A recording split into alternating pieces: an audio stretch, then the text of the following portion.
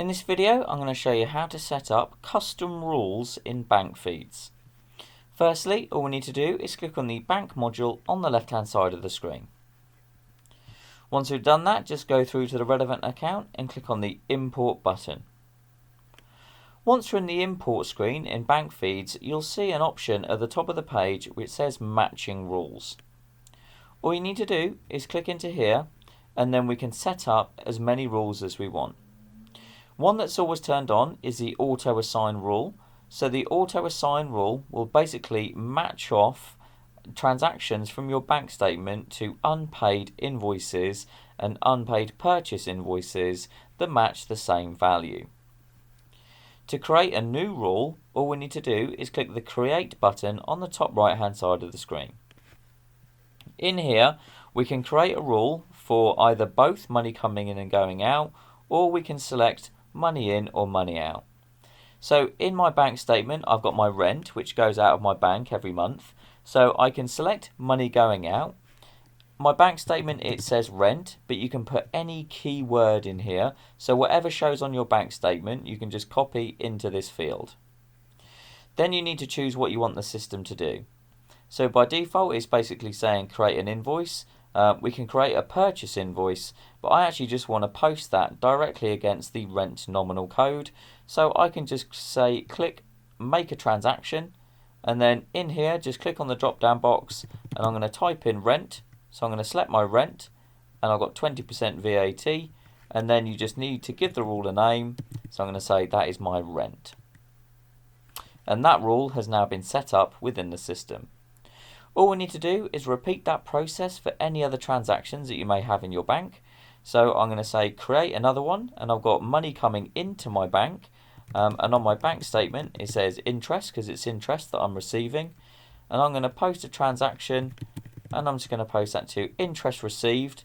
The VAT is NA and we're just going to give that a name for interest and click save. I've got another transaction in which is for PayPal. So I'm just going to say every time we see money going out that says PayPal, I want you actually to create a purchase invoice for me.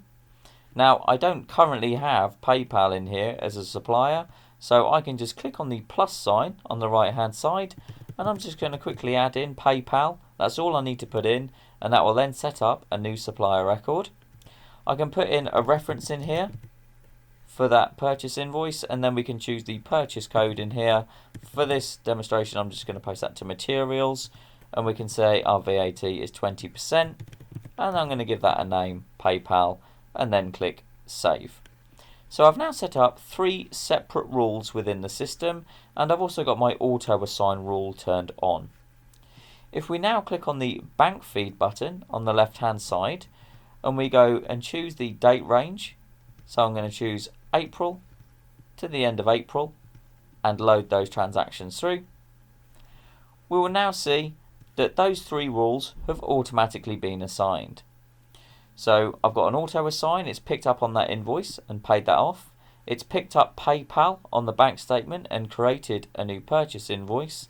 My rent has been posted to my rent, and my interest has been posted to my interest on here as well.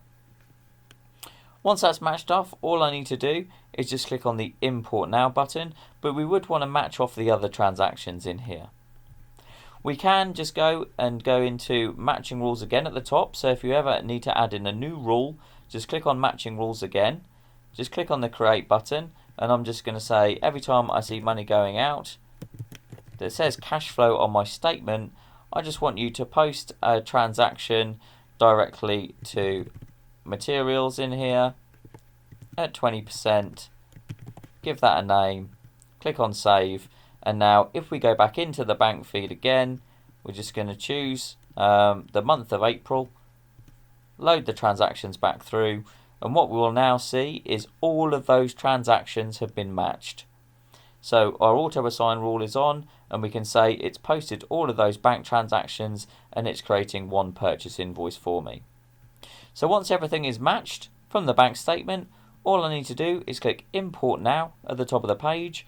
We can see 7 transactions have been imported successfully. So now if we just choose our date range for the bank to show all of our transactions from the start of April, hit go, we can now see all of those transactions have been posted into the bank, and our bank closing balance is £259.05. Now, it makes it accurate, it's correct, it's come through from my bank statement, so it means I haven't missed out any transactions, and everything that should be in here for my bank reconciliation are all here in the system. And that's how easy it is to set up those custom rules that are going to save you time doing your bookkeeping.